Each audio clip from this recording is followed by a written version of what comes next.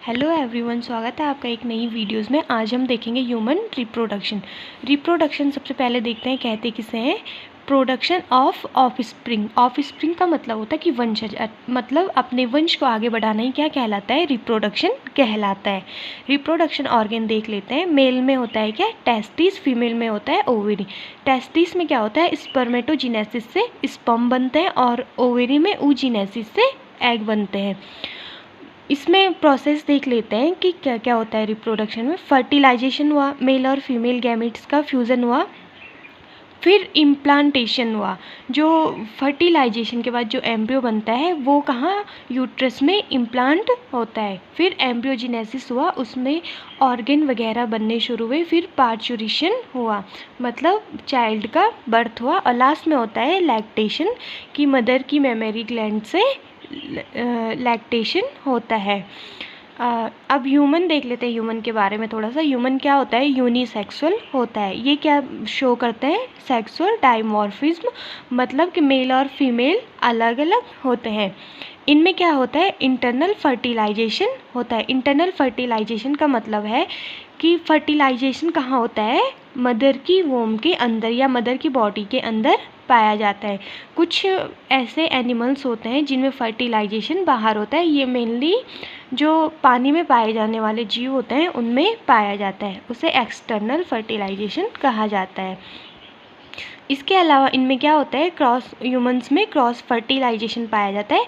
कि मतलब cross fertilisation का मतलब होता है कि स्पर्म अलग से आएगा और जो एग है वो अलग से आएगा। मतलब वही है कि डायमॉर्फिज्म पाया जाता है। अब इसमें रिप्रोडक्शन के बाद की कुछ इवेंट्स देख लेते हैं कि क्या होता है। सबसे पहले डेवलपमेंटल पीरियड देखते हैं। प्रीनेटल या एम्ब्रियोनिक पीरियड कहते हैं। इसमें क्या होता है कि inside mother womb events including formation of embryo till time of birth, मतलब फर्टिलाइजेशन के बाद और जन्म तक मदर की वोम के अंदर, मतलब यूट्रस में जो फीमेल रिप्रोडक्टिव सिस्टम होता है उसमें जो भी इवेंट्स होते हैं उन्हें क्या कहा जाता है, प्रीनेटल या एम्ब्रियोनिक पीरियड। दूसरा होता है कि पोस्ट नेटल या पोस्ट एम्ब्रियोनिक पीरियड। इसमें क्या होता है कि जब क्या होता है, चाइल्ड का बर्थ हो जाता है, वह यूट्रस से बाहर आ जाता है और उसके डेथ तक के टाइम को किस में रखा जाता है, पोस्ट नेटल या पोस्ट एम्ब्रियोनिक पीरियड में।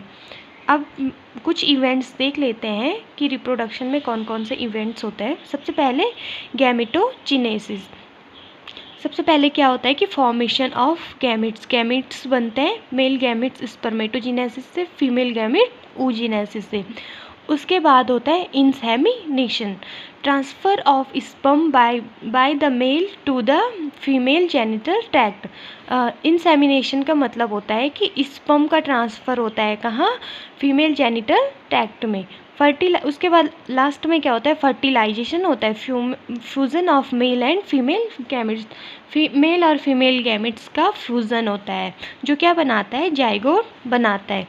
उसके बाद क्या होता है, क्लीवेज होता है, मतलब इनमें माइटोटिक डिवीज़न, जो जाइगोट बना उसमें क्या होता है, माइटोटिक डिवीज़न पाया जाता है, जो क्या बनाता है, ब्लास्टोसिस्ट बनाता है या ब्लास्टुला बनाता है। ये ब्लास्टुला आगे चल कर के एक 16 नंबर की सेल मोरुला का निर्माण करता है। उसके बाद क्या होता है, उसके बाद होता है implantation, attachment of blastocyst to the uterine wall. जो जाइगोट के बाद क्लीवेज हुआ, क्लीवेज के बाद ब्लास्टोसिस्ट बना। अब क्या होता है, ये ब्लास्टोसिस्ट कहाँ अटैच होता है, मदर की यूटेराइन वॉल में अटैच होता है। उसके बाद आता है गैस्ट्रुलेशन। गैस्ट्रुलेशन में फॉर्मेशन ऑफ गैस्ट्रुला का निर्माण होता है। ब्लास्टोसिस्ट किस में चेंज हो जाता है, गैस्ट्रुला में चेंज हो जाता है।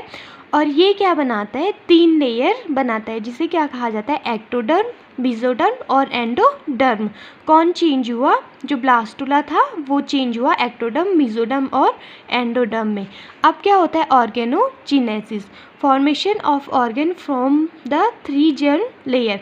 जो ये 3 लेयर होती है, एक्टोडर्म, मेसोडर्म और एंडोडर्म, इनसे क्या होता है, ऑर्गन बनने शुरू हो जाते हैं। लास्ट में क्या होता है, पार्चुरेशन। इसमें क्या होता है कि चाइल्ड बर्थ को ही पार्चुरेशन कहा जाता है।